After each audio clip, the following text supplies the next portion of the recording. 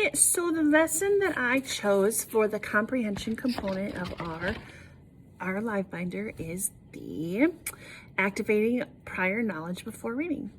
So the objective of this lesson is for the student will be able to identify prior knowledge that is relevant to today's story. The target skill is identifying prior knowledge and kind of building off of that prior knowledge. So I'll explain more of that as I get into this. Materials needed are a book, and I chose If You Take a Mouse to the Movies.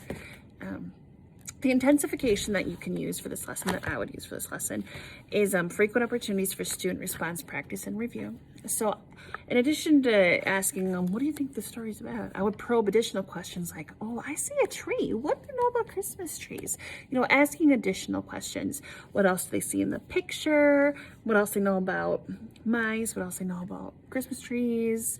And just kind of keep going, getting more and more and more information out of the kiddos, and maybe deviating from the story and going off into snow. What do you know about snow? Things like that. Just keep it going to keep the wheels turning in their head. So how to implement this lesson is you first show them the story. So today's story is If You Take a Mouse to the Movies. It is written by Laura Numeroff and illustrated by Felicia Bond. What do you notice about this book, or what do you think this story is about? And then you would encourage response. So they could say, I think the movie's about a mouse, or the book's about a mouse. I think it's about the movies. And then you just kind of, well, how do you think that? Why do you think it's about a mouse? I'll say, well, there's a mouse on the cover. Well, what do you know about mice? Do mice really go to the movies? And just keep going with that over and over and over again.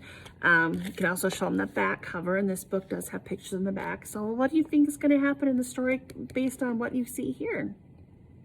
And just keep that going and keep that going. And then I would read the story and then kind of go back and say, were you right? Was the story like what you thought it would be about? So it's just kind of keeping the communication going about what the story is. I like this book because I have my own children I have a 6th grader who loves this book, and my preschool students love this book. So this is a book that I would recommend to do because there's so many different things it can be about, and the story is so unique that chances are the kiddos won't know how it goes unless they've read it before. But yep, that's my comprehension lesson. So thank you. Have a fantastic day.